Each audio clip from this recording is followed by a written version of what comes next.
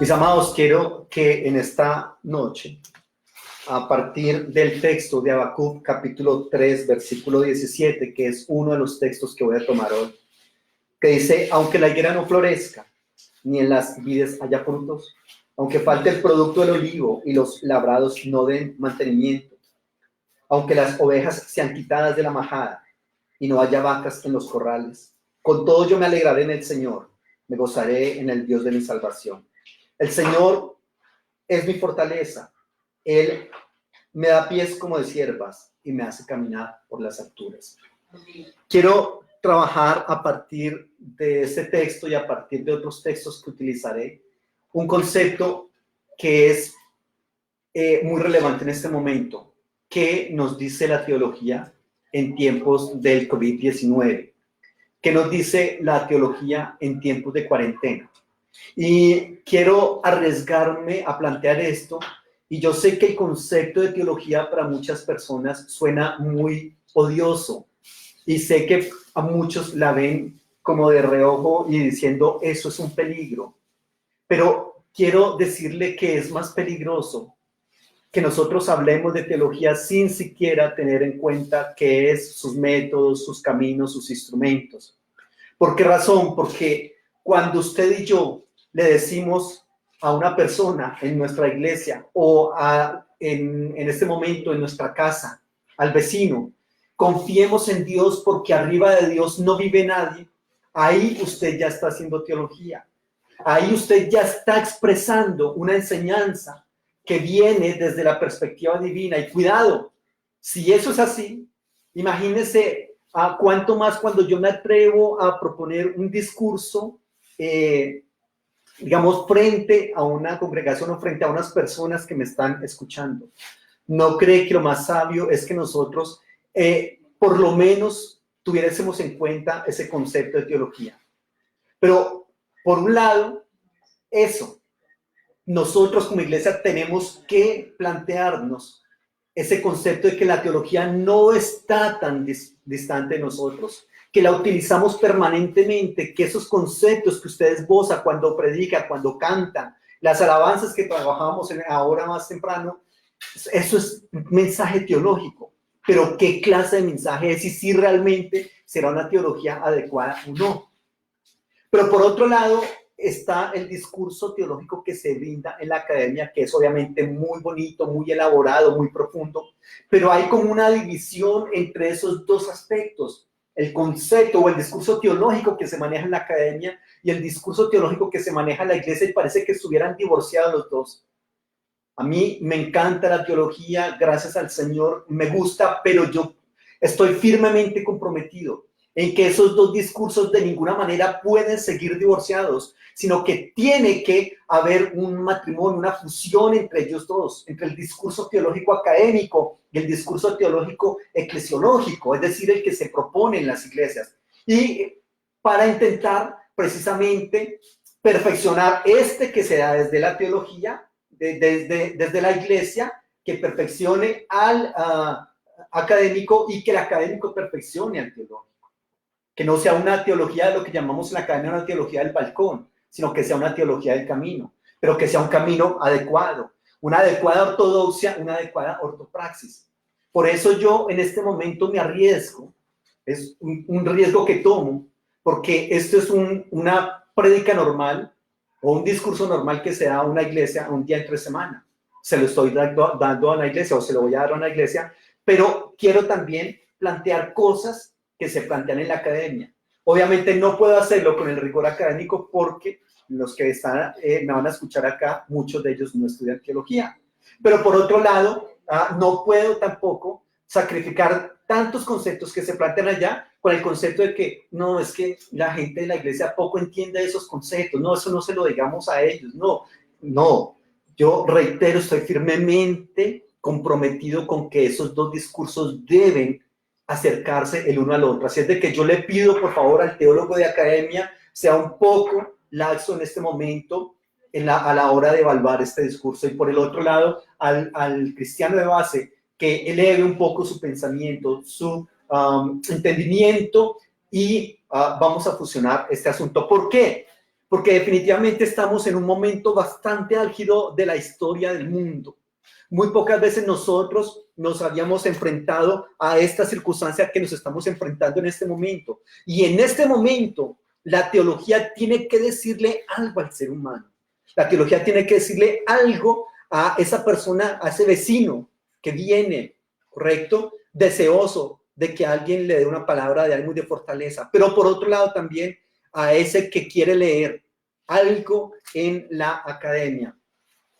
Y un primer aspecto que la teología tiene para explicarle o para responderle al ser humano, quiero basarme en 4 aspectos hoy, y no porque no haya más, es por el tiempo, porque infortunadamente es bastante denso, pero quiero en primer lugar tratar esta famosa pregunta que nos hacen a nosotros: ¿dónde está Dios en este momento? Y obviamente siempre es algo que se nos va a plantear: ¿dónde está Dios en este momento? Porque el mal y el sufrimiento en el ser humano obviamente nos hablan de una divinidad todopoderosa, una divinidad que aparte de todopoderosa es buena, pero que infortunadamente mientras nosotros sufrimos, esa divinidad sigue apática allá, trascendente, en su trono, sin que le interese mucho lo que está pasando acá, es decir, indiferente, ¿cierto? Mucha gente ve eso. Entonces, muchos proponen el para qué creer en un Dios y para qué practicar una religión que ante tanto sufrimiento, ante tantas preguntas, ante tanta mortandad, guarda silencio. ¿Correcto? Y viene entonces la pregunta formulada por Epicuro hace mucho tiempo. Él decía: ¿quiere Dios evitar este sufrimiento pero no puede? Si es así, entonces estamos hablando de un Dios impotente, ¿correcto? Pero por otro lado, ¿puede Dios evitar ese sufrimiento pero no quiere? Entonces estamos hablando de un Dios malévolo, un Dios que se disfruta del dolor del ser humano. Pero por otro lado podríamos decir: y si sí puede, y si sí quiere, entonces ¿por qué no actúa? ¿Por qué este virus está presente, correcto? Y otras tantas enfermedades y situaciones que están dando lugar a mucha mortandad y muchas situaciones en este momento. Y claro, frente a esas circunstancias es posible que pueda haber entonces un tránsito del ser humano de la fe cristiana o de otra fe, ¿cierto?, a la increencia en un Dios.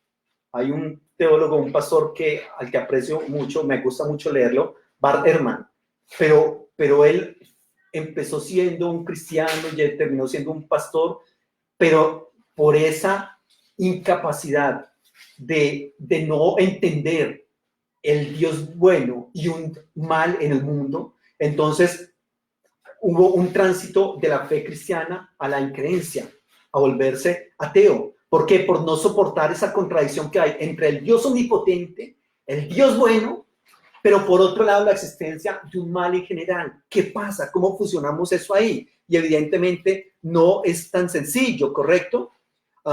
Me acuerdo en este momento de las palabras de Galileo Galilei, cuando se le preguntó ¿dónde está Dios? Y él dice: Dios está en nosotros mismos o no está en ningún lado. Definitivamente Dios está en nosotros mismos o definitivamente no está en ningún lado. Porque podríamos preguntarnos por qué hay gente que encuentra el bien en males tan grandes, por ejemplo, como los que sufrieron el Holocausto, y muchos de ellos dijeron: Dios no existe, no quiero saber nada de él. Pero por otro lado hubo otros que lo encontraron y dijeron: definitivamente Dios es mi fortaleza en este asunto que estoy viviendo. Así es de que este problema del mal, del coronavirus o de todo lo que está pasando relacionado con Dios tiene que afrontarse definitivamente en temas, por un lado, estrictamente racionales, por otro lado, estrictamente de fe, ¿correcto? Que deben fusionarse los dos en este momento.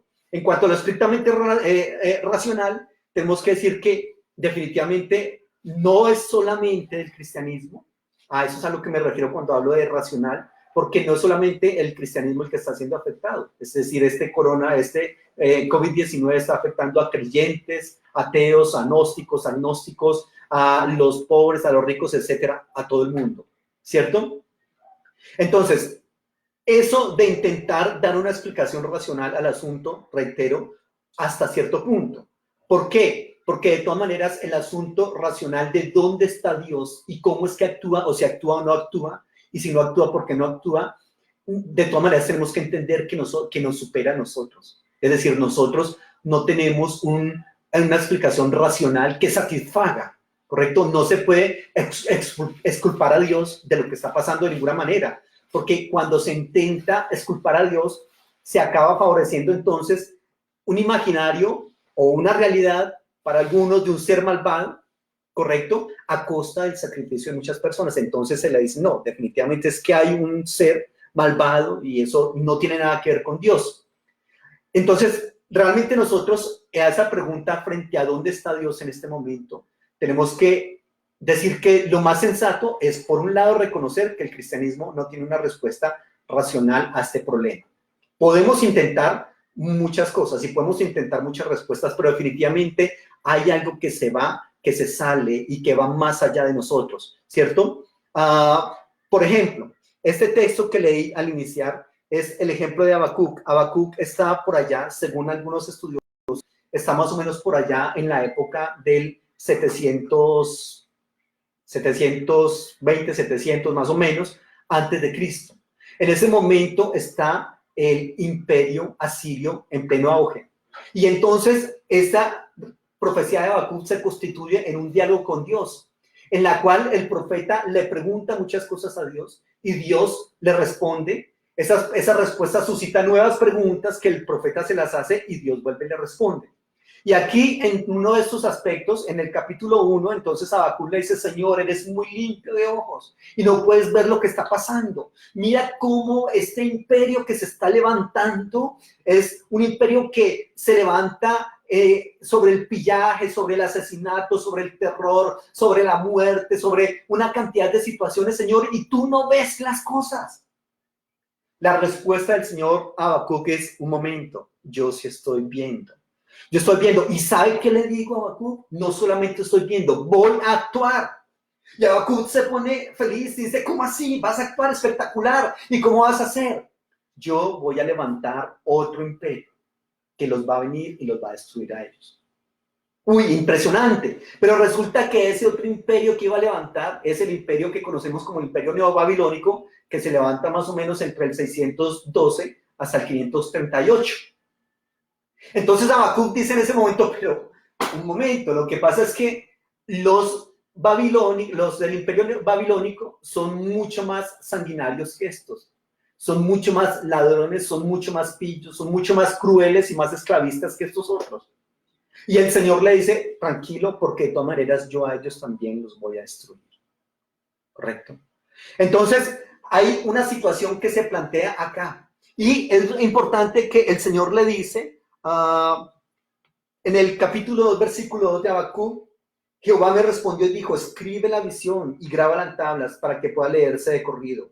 Aunque la visión tarda en cumplirse, se cumplirá a su tiempo, no fallará. Aunque tarde, espérala, porque sin duda vendrá, no tardará. Y le estaba diciendo que el imperio asirio estuvo vigente más o menos desde el 740 a.C. hasta el 612. ¿Cuánto de eso pudo haber visto Habacuc? Luego, reitero, el imperio asirio cede su lugar, o no cede, se lo quita el lugar, el imperio neobabilónico que está vigente desde el 612 hasta el 539. En el 539 se levanta otro imperio, que es el imperio medo-persa, y está vigente hasta el 333 a.C. Luego siguen los griegos y luego siguen los romanos. Frente a esas circunstancias, démonos cuenta entonces que el Señor le da una palabra al profeta Habacuc, y es una palabra que se cumple. Pero ¿cuánto de esa palabra había cumplida el profeta? Yo creo que muy poco. Muy poco. Así es de que Habacuc, tal cual nosotros, apreciados, estamos en esa pregunta, Dios, ¿qué estás haciendo en medio de esta circunstancia? Y muchas veces uno dice, ni para qué orar, porque es que definitivamente si yo no oro, o por más que ore, no va a pasar absolutamente nada. Pero Dios en ese momento está diciendo, sí, va a pasar. Yo estoy actuando. Y le dice, es muy posible que se tarde, Habacuc, pero por favor escríbala porque aunque tarde, esto va a tener un desenlace En el griego hay una palabra, el telos, la teleología, todo marcha hacia un fin establecido por el Señor. Y ese fin, evidentemente, es muy posible que nosotros no lo veamos en esta corporeidad, en esta materialidad, pero que definitivamente ese telos está en el propósito y en el tiempo del Señor, que como siempre hemos dicho, es el tiempo kairos, mientras que el de nosotros es cronos, y en ese tiempo de allá, un día es como 1000 años, ¿correcto? Y 1000 años como un día, y desde esa perspectiva es muy posible que nosotros no podamos ver lo que Dios está actuando, haciendo desde una perspectiva mucho más amplia que nuestra pequeña temporalidad como seres humanos. Pero le digo desde el texto bíblico que lo que hay que hacer es esperar, ¿correcto? Y tener confianza en el Señor porque el Señor obrará. Así es de que reitero que si bien nosotros hay muchas cosas que no vamos a ver, definitivamente van a pasar. Esos imperios han venido surgiendo y caen, surgen, caen, surgen, caen. Lo que está pasando en este momento también caerá y cederá el paso a algo que finalmente será el propósito de Dios, ese telos, ese objetivo final perfecto hacia el cual todo avanza, todo marcha. Que lo veamos nosotros o no, lo que nos corresponde a nosotros es sembrar una esperanza en el ser humano. De todas maneras, mientras que esperamos eso, que muy posiblemente, reitero, algo de eso veremos, algo no, pero que seguiremos confiando en la palabra del Señor. El texto, el libro de Habacuc termina diciendo en el 3, 17 y 20 al 19, aunque la higuera no florezca ni en las vides haya frutos, aunque falte el producto del olivo y los labrados no den mantenimiento, aunque las ovejas sean quitadas de la majada y no haya vacas en los corrales, con todo yo me alegraré en el Señor y me gozaré en el Dios de mi salvación.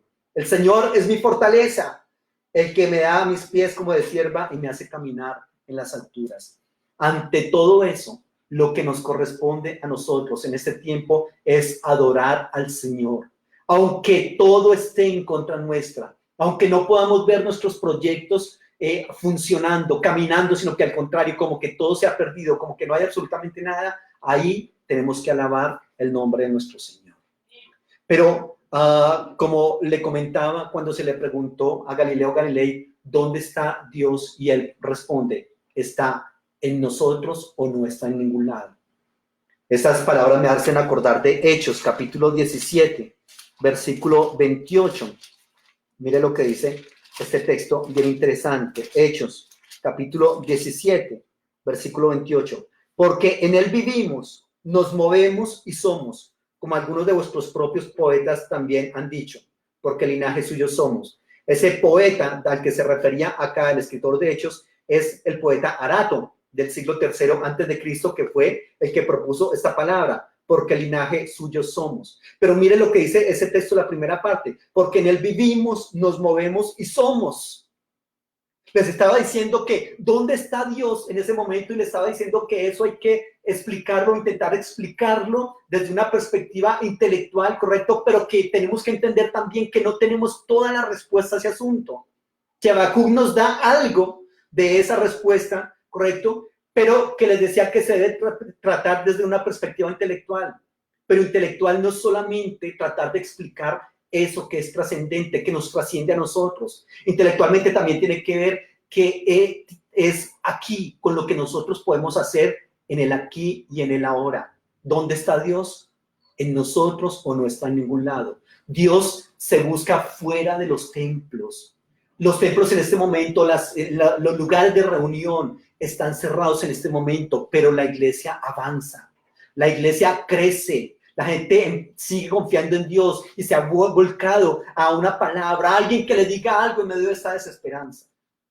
Y ahí estamos, discernir la presencia de Dios en la calle, cuando no hay celebración de culto, cuando no hay proximidad como la teníamos antes, la reunión de las decenas o de los millares. Ahí tenemos que discernir la presencia del Señor en la calle, buscar a Dios fuera del templo. ¿Dónde está Dios en este momento? Dios está en ese germen de vida que nos ayuda a levantarnos de las cenizas y revivir. ¿Tienes una esperanza en tu interior? Ahí, en medio de esa esperanza, ahí está el Señor. Esa esperanza que te va a ayudar a revivir. Dios actúa a través de los seres humanos, cuidado. Dios actúa a través de los seres humanos. Somos nosotros mismos los que debemos limpiar nuestro desorden. El ser que yo más amo es mi hija y sin embargo yo a ella en un momento dado tengo que decirle, tú causaste eso y tienes que afrontar las consecuencias. Mira a ver cómo lo solucionas, porque yo no puedo ir corriendo a tratar de apagarle todos los incendios de la vida de ella, porque entonces, ¿cómo se defiende ella? ¿Cómo aprende a lidiar? ¿Cómo aprende a tomar consecuencias de sus actos? Esta situación, ¿hasta dónde es responsabilidad de nosotros? ¿O acaso vamos a pensar que es responsabilidad de Dios y que por lo tanto es Dios el que tiene que venir a limpiar nuestro desorden? Me parece que no es correcto. ¿Dónde está Dios en este momento? En la investigación seria, en la investigación provida de los científicos que están trabajando en este momento por encontrar una cura. ¿Dónde está Dios en este momento? En las sanas medidas, en el genuino interés y preocupación de los gobernantes cuando toman medidas que son medidas pro vida, que son medidas pro dignidad del ser humano. En las que no son medidas pro vida y pro dignidad del ser humano no está Dios. Pero en aquellas en las cuales Dios se evidencia, esas hay que avalarlas, esas hay que apoyarlas. Dios estaría entonces en esos gobernantes cuando toman esas medidas genuinas de preocupación. ¿Dónde está Dios? Está en el infatigable trabajo del personal de salud. Puedes ver a Dios actuando en un médico o en una enfermera que arriesga su vida por una persona que no conoce porque hizo un juramento. Cuando se recibe de médico y su ética y su moralidad le obligan, le impelen el amor por su trabajo a arriesgar su vida por otro. Ahí está Dios. Eso es una muestra grande del amor divino. No hay más amor que este, no hay un amor más grande que este, que alguien dé su vida por sus amigos. Y eso es lo que están haciendo. ¿Dónde está Dios? En la conducta solidaria de los ciudadanos. ¿Cuánto has repartido tú de lo que tenías para ti en este momento? Y eso es lo que lo repartiste. En esta iglesia estamos repartiendo mercado y repartiendo dinero cuando se necesita a la gente en la medida en que podemos hacerlo. Sin competir con nadie, sencillamente consideramos que es algo que tenemos que hacer. Y ver esa sonrisa en esa persona, ver esas lágrimas de agradecimiento, ver cómo la persona que lo recibe dice estaba aguantando hambre. Ahí está Dios actuando en el ser humano. No es un Dios trascendente e indiferente como se ha propuesto, sino que es un Dios inmanente, un Dios que está ahí, actuando, reitero, a través del ser humano. ¿Dónde está Dios? En el que mantiene viva una confianza. Así es de que, cuidado, todo servicio, todo conocimiento que propenda por el bien, por la dignidad, por la ayuda, por la dignidad del ser humano, ahí está Dios. Y no vaya a decir, pero un momento, es que ni siquiera es cristiano. ¿Y quién le dijo a usted que necesita ser cristiano para que Dios se manifieste a través de él? Para que Dios lo utilice. Dios afortunadamente no tiene esas limitaciones que nosotros tenemos en ese aspecto. Entonces, una primera pregunta y una posible orientación de la teología en este momento de COVID-19 para el ser humano es, ¿dónde está Dios en este momento? En segundo lugar, otro aspecto o concepto que la teología le puede plantear al ser humano en tiempos de COVID-19 es que debemos cambiar ciertas teologías. Y dale con el asunto de la teología. Podría decir alguien que tenga la teología como enemiga. Pero reitero, usted tiene unas creencias en las cuales ha fundamentado su vida, en las cuales ha fundamentado su iglesia, y si usted tiene la fortuna de ser un líder espiritual de muchas personas, usted está proponiendo una teología. Recordemos que ese concepto de teología es el análisis de la revelación de Dios al ser humano y su aplicación, su interpretación en tiempos como este que estamos teniendo lugar precisamente. Y esa teología tiene unos métodos, tiene unos instrumentos, unos caminos. Yo no puedo hacerla de cualquier manera. Sin embargo, me arriesgo a hacerla de cualquier manera. De ahí que lo más sensato sería, a ver, si yo tengo fundamentada mi vida en un aspecto teológico. ¿Qué es eso de teología? ¿Cómo funciona? ¿Cómo se trabaja? ¿Correcto? No veamos ese concepto como le estaba diciendo, como algo muy lejano. Por favor, en el momento en que usted se levanta y ora, ahí está haciendo teología. En el momento que usted levanta el teléfono para aconsejar a alguien y decirle, mire, tranquila que arriba de Dios no vive nadie, ahí está haciendo teología. Desde esa perspectiva, entonces, este COVID-19 me indica desde la teología que es muy posible que debamos cambiar ciertas teologías que hasta el momento habíamos practicado. Segunda carta de Pablo a Timoteo, en el capítulo 4, versículo 3, recuerdo mucho que dice que en los posteriores tiempos se levantarán maestros conforme a sus propias concupiscencias. Y qué lamentable, no quiero ser un maestro conforme a mi propia concupiscencia. Yo quiero que mi mensaje esté basado en este texto bíblico bien interpretado, con una adecuada exégesis, con una adecuada hermenéutica. Pero es importante que nosotros nos preguntamos qué debo cambiar de aquella teología en la cual he fundamentado mi vida y en la cual he fundamentado la vida de otras personas. Las cosas deben seguir haciéndose justo como nosotros consideramos que deben ser. Entonces, fíjense, nosotros por lo general iniciamos o aprendimos una manera de hacer las cosas, una manera de cantar, una manera de orar, unos conceptos en los cuales creer, correcto, pero de todo eso, en este momento, debemos ser honestos y decir, de todo eso que yo he venido enseñando, de todo eso en lo cual yo estaba fundamentando mi vida, realmente qué puedo seguir haciendo y qué tengo necesariamente que cambiar. Nuestra dogmática. Ahora, cuidado con esto, porque acá entonces, por un lado, estamos en la iglesia y que no sabemos que lo que nosotros creemos es dogmático. ¿Qué es dogmática? En términos, digamos, generales, un dogma es una afirmación innegable de un principio discutible. Entonces, hay diversas maneras de interpretar digamos, X concepto doctrinal. Entonces, digamos, hay 3 X maneras. De esas 3 yo tomo una. Eso me convierte en un dogma, porque de las 3 yo tomo una y entonces hay un principio, pero es un principio discutible porque hay varias opciones, ¿correcto? Que discuten ese principio. Y de todas esas opciones yo tomo una y digo, de esas 3, esta es la correcta. Le coloco unos textos bíblicos y vamos para adelante con eso. Entonces, un dogma es una afirmación innegable de un principio discutible. Pero por un lado, están muchas veces en la iglesia que no entienden que lo que ellos conocen o creen es un dogma, ¿correcto? Pero que así como está un dogma para usted, así está ese mismo dogma o uno diferente para otras personas respecto al mismo concepto. Y entonces, cuando se escucha una creencia diferente de ese mismo concepto, un momento, eso es un hereje. No, cuidado, no hable con él porque lo puede estar desviando de la verdad.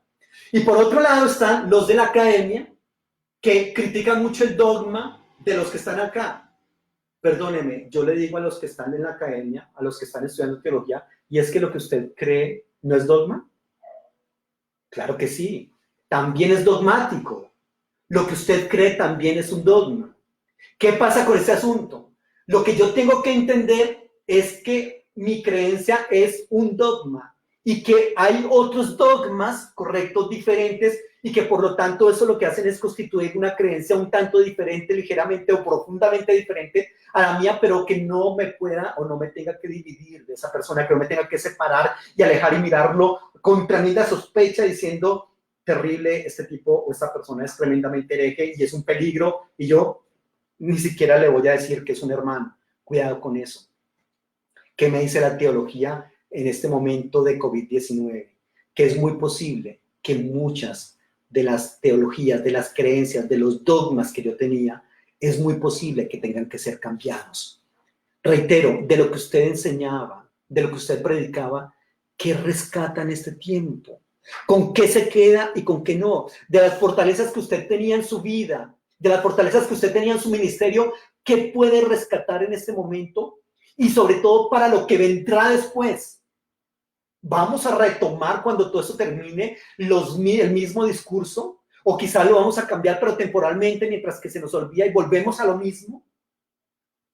¿Es coherente lo que nosotros estamos creyendo y enseñando para lo que es vital para el ser humano? Es decir, de toda nuestra enseñanza, ¿qué es lo que es realmente vital para el ser humano en este momento? Y qué es vital en cuanto a la trascendencia de ese ser humano cuando ese ser humano se enfrenta a la muerte.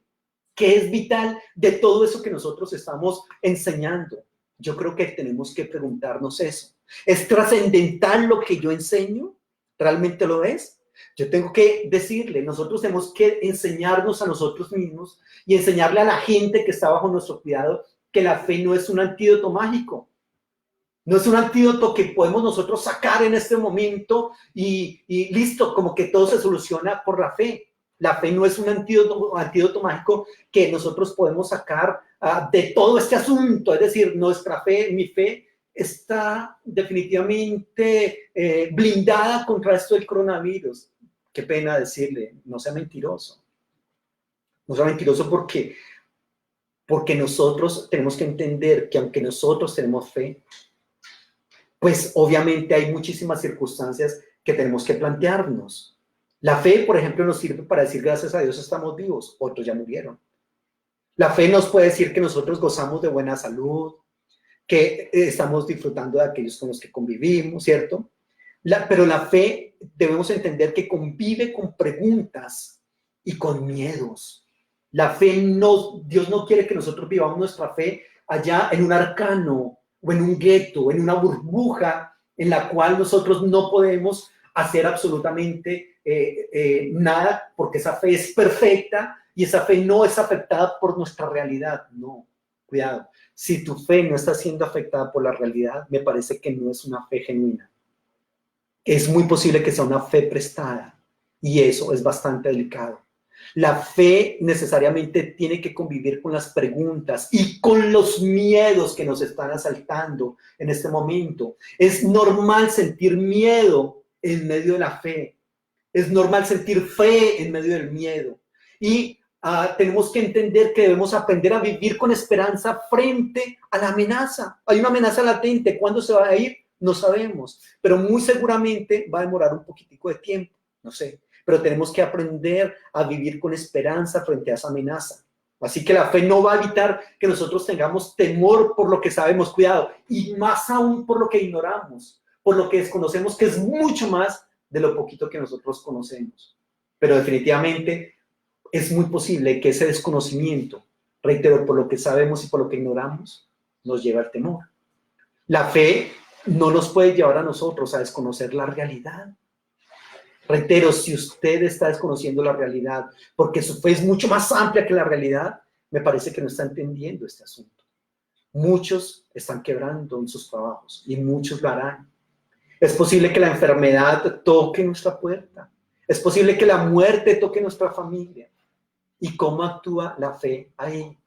No por ser nosotros líderes espirituales o por pertenecer a una iglesia, no estamos exentos de absolutamente nada de eso que les pasa a los otros, ¿no? Es muy posible que usted y yo llevemos las consecuencias directas de eso. Y no tampoco por ser líderes espirituales pertenecientes a una iglesia tenemos contacto directo con Dios. Es que el Señor nos dio el 018.000 y para que nos contactemos con Él, no.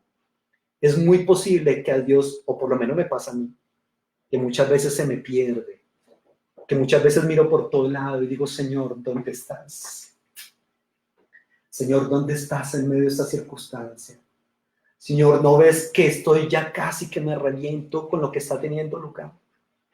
Y a veces lo único que encuentro, la inmensa mayoría de veces quizás, lo único que encuentro es el silencio de Dios.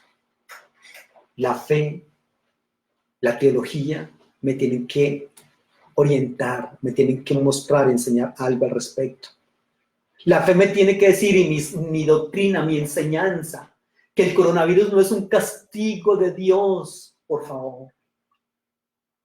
Es increíble cuando uno escucha a muchas personas diciendo, es que eso es castigo de Dios para que nos volvamos a Dios, perdón. Si el Dios al cual yo le sirvo tiene que castigar de esta manera al ser humano, para que el ser humano se vuelva a él, me vuelve en este momento ateo. Y lo digo con tranquilidad y con certeza porque estoy seguro que esto no es ningún castigo de Dios. Por eso reitero, esto lo provocamos nosotros los seres humanos y nosotros tenemos que mirar cómo lidiamos con eso. Así como cuando el hijo, usted le ha dicho no lo haga, cuidado, porque si le pasa, como el niño pequeño que intenta meter el dedito allá en el toma de corriente, usted le dice no lo haga, le va a coger la corriente y él vuelve hasta cuando mete y dice, uy sí, aquí está peligroso este asunto. Cuidado. Nosotros no desconocemos la ira, porque la ira se convierte en el destino escatológico de Dios, es decir, la ira va a ser aquello que va a conducir el juicio divino de Dios en la escatología, en los últimos tiempos. Pero esto que está pasando no es parte del juicio de Dios. Esto que está pasando es parte de su amor, que se ve en su provisión, en su consolación al otro, que se ve cuando Dios te toma en sus brazos y te dice, no temas, yo te ayudo. Nuestra teología obedece a una pastoral del miedo, del terror. Habría que mirarnos, habría que preguntarnos hasta el momento cómo ha sido su teología. ¿Está mostrando a un Dios listo con el látigo a castigar al otro? ¿Correcto? Reitero, no estoy desconociendo la ira y el juicio venidero. Pero pensar que el coronavirus es juicio de Dios, creo que la teología te está diciendo en este momento que debes reevaluar tu teología, que hay cosas que tienen que cambiar al respecto. De pronto nuestra teología puede ser una teología del miedo porque la gente aterrada obedece y obedece mucho más fácil, ¿cierto? Entonces tengamos cuidado con esto. Por otro lado, quizás es posible que la teología nos está diciendo en este momento que debemos replantearnos la manera en que ministramos nosotros a nuestros fieles. Ahí tendríamos que decir qué lugar ocupa la tecnología, ¿cierto? Mire, estoy utilizando la tecnología para llegar hasta su casa y para dar esta enseñanza. Por otro lado, tendremos que enseñarnos a nosotros mismos y a la gente a desdramatizar la muerte. Es decir, no ver esa muerte como eso, algo tan grave, algo tan complicado en medio de tanta muerte. La muerte mía, la muerte del otro. Darle la bienvenida como Francisco de Asís le dio la bienvenida a la muerte cuando le llegó, le dijo, bienvenida seas, hermana mía. Tenemos que entender que la muerte no tiene la última palabra sobre nosotros. ¿Hasta qué punto entonces estoy dispuesto a desdramatizar esa muerte, a que ya no sea tan trascendental como a nosotros nos ha parecido? Eso es parte también de la teología que muy posiblemente debemos cambiar en este momento. ¿Hasta qué punto sería otro aspecto para considerar desde la teología? ¿Hasta qué punto estoy dispuesto a asistir espiritualmente a un contagiado moribundo, del cual me llamaron y me dijeron, está muriendo, por favor venga y ore por él? ¿Daremos vida a otros con nuestra muerte si llegase al caso a morir, a tener que morir nosotros por esa situación? O decimos, no, yo le oro desde acá por teléfono, hermano, para eso está la tecnología. Entonces, ¿qué te dice la teología ahí en esos aspectos? Es importante. Entonces, en primer lugar, ¿qué le dice la teología? ¿Qué te dicen esas creencias? ¿Qué te dice ese análisis de la revelación de Dios al ser humano? ¿Qué te dice en tiempos de COVID-19? Y en un primer momento, ¿dónde está Dios? En un segundo momento, es muy posible que tengas que cambiar algunas de las teologías que has venido trabajando hasta el momento. En un tercer aspecto, ¿qué nos dice la teología a nosotros de toda esta situación? ¿Saldremos mejores seres humanos? ¿Saldremos más cívicos, más solidarios? ¿O olvidaremos rápido todo esto y volveremos a lo que estaba planteando? Esta situación del COVID-19 realmente despierta nuestra humanidad, despierta todo eso o definitivamente no lo hará. Job 23:10 nos dice que después de todas estas circunstancias el Señor me probará y saldré como oro, decía Job. Quizás podemos nosotros decir eso, que toda esta situación nos ha enseñado tantas cosas que luego cuando el Señor me pruebe, yo podré salir como oro, es decir, saldré bien librado de toda esta situación. ¿Por qué razón? Porque situaciones como esta que nosotros estamos viviendo con el COVID-19 sacan lo mejor del ser humano, o cuidado, sacan lo peor de los seres humanos. Por un lado, usted se puede dar cuenta de tanta solidaridad que tenía guardada en sí mismo y que dice, esto es espectacular, yo no sabía. Afortunadamente, reitero, en esta iglesia siempre nos hemos caracterizado por dar, por ayudar al otro. Y este momento ha sido también un momento en el cual se le dijo a la gente, no diezmos. Lo que vamos a hacer es, con esa plata de diezmos, vamos a comprar mercados y vamos a darle de comer a la gente. Al que no tiene, y si usted quiere o no sabe, o sabe, entonces por favor traiga a este lugar los mercados y los repartimos entre todos, o si conoce, repártalo directamente a esa persona. Solidaridad de parte de algunos, pero por otro lado, indiferencia y avaricia de parte de otros. Le comentaba anteriormente que los programas y las políticas del gobierno que propendan por la vida, por la dignidad, se avalan, se apoyan, se siguen. Pero aquellas que no, es triste ver cómo en medio de toda esta pandemia hay gente que hace negocio con los mercados que son para los pobres, cómo venden un atún o pasan un registro de un atún por 20,000 pesos y todo lo que nosotros ya conocemos. Entonces, estas situaciones sacan lo mejor o lo peor de los seres humanos. ¿En cuál equipo estás? ¿Qué has permitido que saque esta pandemia de ti? ¿Lo bueno o lo malo? Esta pandemia nos enseña que cómo nos relacionamos entre nosotros, cómo nos relacionamos con la naturaleza, cómo nos relacionamos con la trascendencia, que somos seres de relaciones y que por lo tanto debemos cuidar esas relaciones, ¿correcto?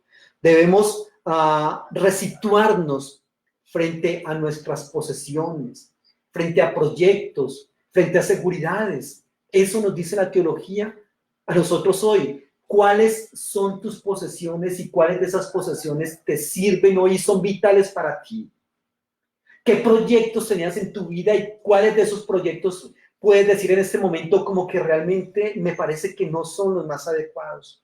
Creo que es necesario que los voy a cambiar, voy a sopesar los proyectos y voy a colocar mis seguridades en otras cosas. Antes la tenía en ABC cosas, ahora la voy a colocar en otras circunstancias.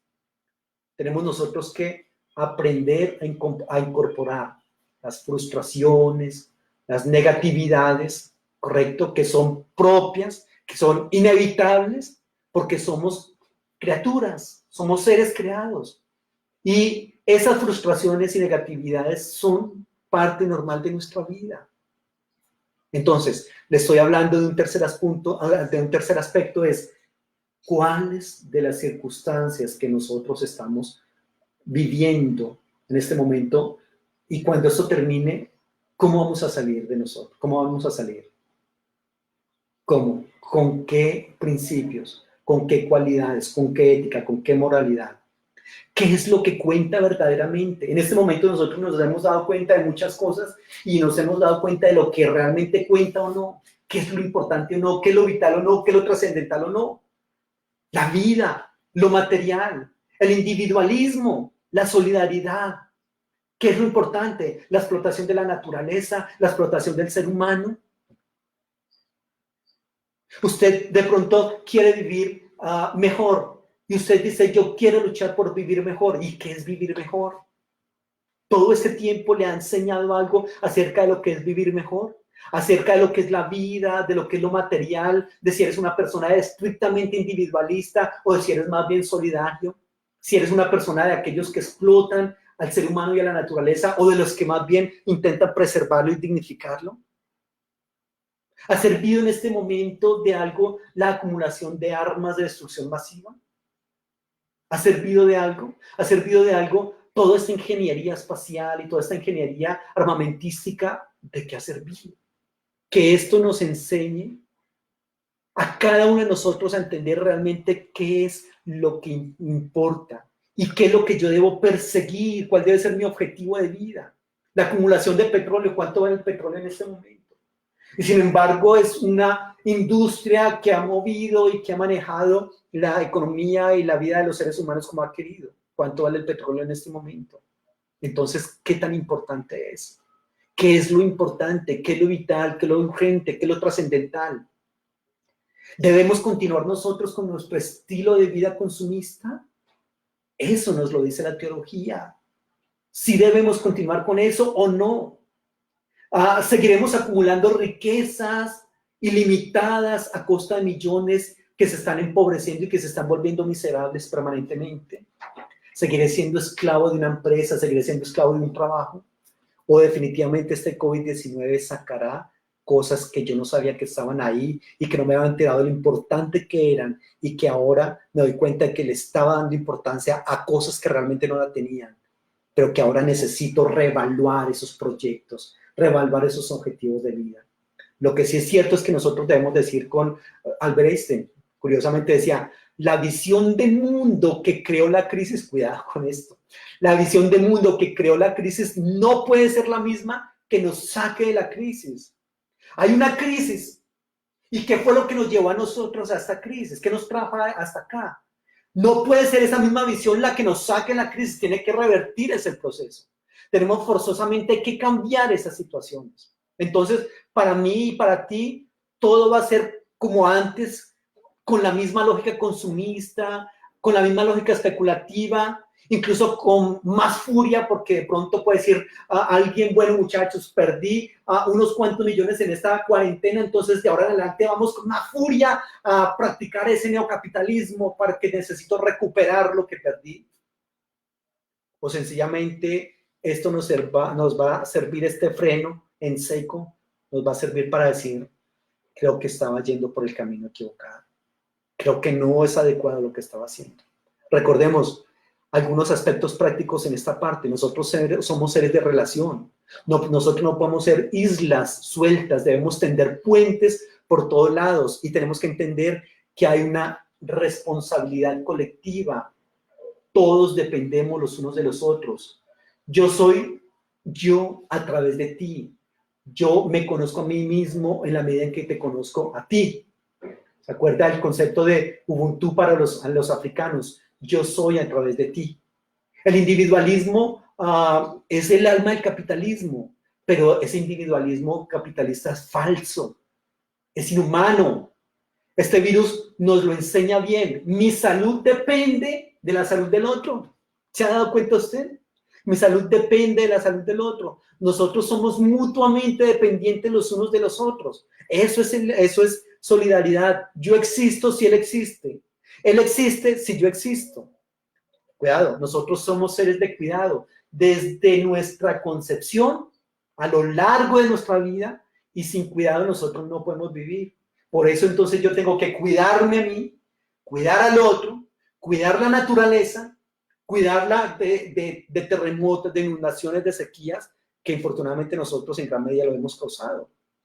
O por otro lado, tenemos que entender que somos seres con espiritualidad, con grandes sueños, que la espiritualidad es la que nos da esos sueños, que la espiritualidad nos lleva a las primeras y a las últimas preguntas, que la espiritualidad nos lleva a algo más allá que nos sostiene, algo que nos dice, más allá de este virus hay algo más poderoso, más eterno, más real, ¿correcto? Y a eso nos lleva a nosotros la espiritualidad. Así es de que nosotros debemos abrirnos a esa espiritualidad, acogerla, entender que garantiza un buen final para todo el universo.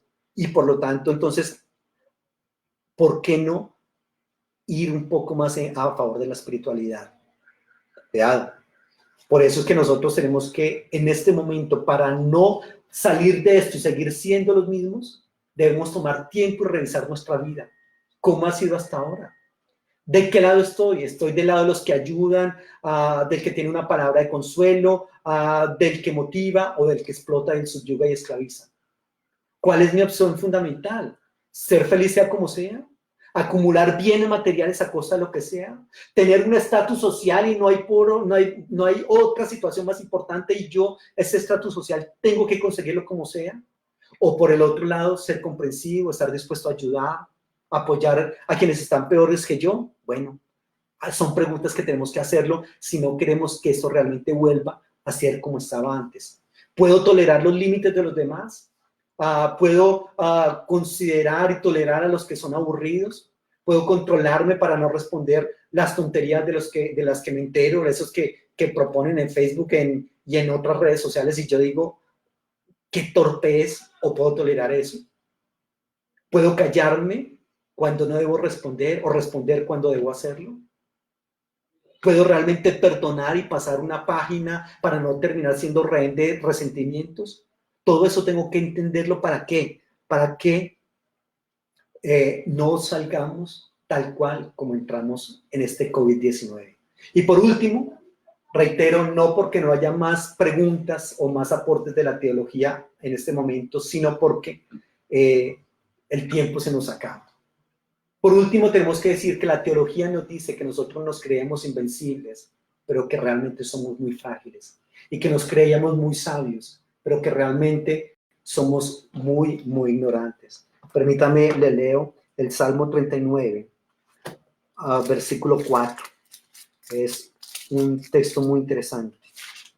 Salmo 39, versículo 4. Hazme saber, Señor, mi fin, y cuánta sea la medida de mis días. Sepa yo cuán frágil soy. Nos creíamos muy fuertes, nos creíamos muy poderosos, nos creíamos invencibles, imparables. Teníamos proyectos de cómo íbamos a hacer crecer la economía, nos creíamos los amos del mundo. Y efectivamente estamos explotando, subyugando, enseñoreando la tierra, sojuzgándola. Pero este virus nos da cuenta de que somos realmente muy, muy frágiles. De que, mire, estamos detenidos en este momento y de que desconocemos muchísimo, mucho. Tengamos en cuenta que este virus, si bien ha matado unos cuantos miles de personas, esto es solamente una pequeña punta del iceberg en cuanto a la muerte de las personas. Porque tengamos en cuenta que si bien en Colombia o en el mundo han, reitero, muerto unas cuantas personas, hoy, diariamente, permítame le digo algunas estadísticas. Diariamente en el mundo se mata más de 120,000 niños al día. ¿En qué sentido? En los abortos. Hay más o menos unos 80 abortos cada minuto.